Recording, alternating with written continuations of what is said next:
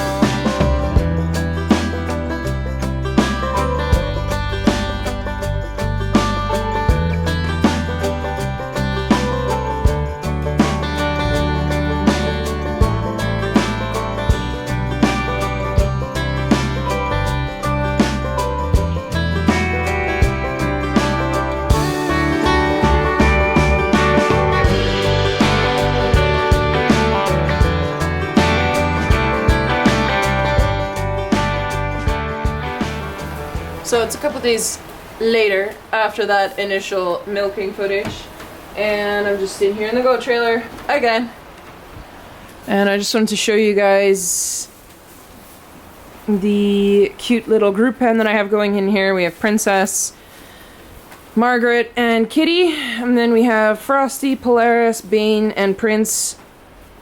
And yeah, I mainly have this group pen put together now because Margaret, previously nicknamed Margaret the Destroyer, is the newest addition to this group pen because Princess here was being a real jerk to Kitty over there.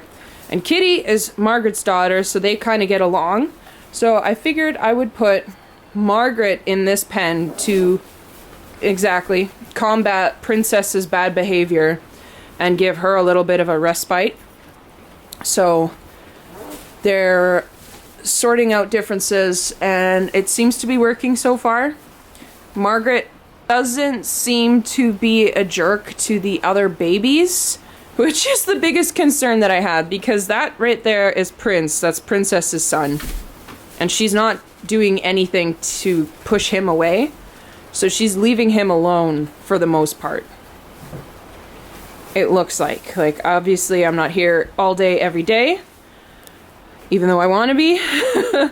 So it looks like she's being a good mother figure. She just likes to be mean to Princess, but Princess was always being mean to Kitty, so I had to kind of put somebody else in here to mitigate that problem. And I know the risk here is that Princess will now get really bullied, but Princess herself is also a very dominant goat. So I figured if I put a goat that was related to Kitty, that wouldn't bully Kitty, it would, you know, solve the problem. And so far, it seems to be working. So hopefully it continues to work. So we have this little cutie, and she's doing a lot better. Her manure is looking a lot better. So I'm really happy with this girl's progress. So this is a little clip that I'm going to show you guys just to show you how some heifers are super clueless about when they're giving birth. So I saw her having her baby. It was halfway out, as you can see, but it had the bag over its face. So then she got up and then, you know, just let it fall out of her and ran away.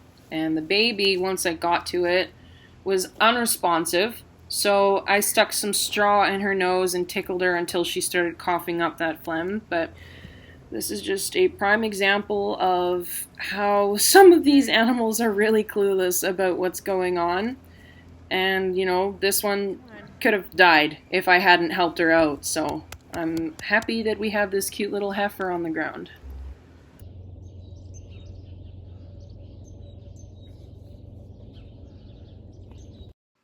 So if you guys have been watching my channel for a long time, there is a video way back in the catalog, I'll link it in the description below, where we go to a horse sale and I introduce all of you to my horses for the first time. And in that horse sale video, I introduce you guys also to one of my best friends, Jayde. And she's actually a farrier, and she comes every 6 weeks to come and trim my horse's hooves. So I wanted to show you guys a bit of footage of her work, and I also really wanted to share that a little while ago she started her own YouTube channel called Hudson's Farrier Service. So she does like a lot of different stuff, shoeing, trimming, all the kinds of things, and she does some blacksmithing as well. So if you guys are interested in seeing some more of what she does, please go ahead and subscribe to her channel and help boost some of her videos. Any help would be appreciated. She's always done a great job with my horses and giving me advice on horsey things whenever I've been stumped with something. So I think I'm going to leave this video here. And if you guys did enjoy it, it's a little bit different. Let me know if you liked it. And if you guys did, please like and subscribe and share it with a friend. And I'll see you all in the next video. Bye.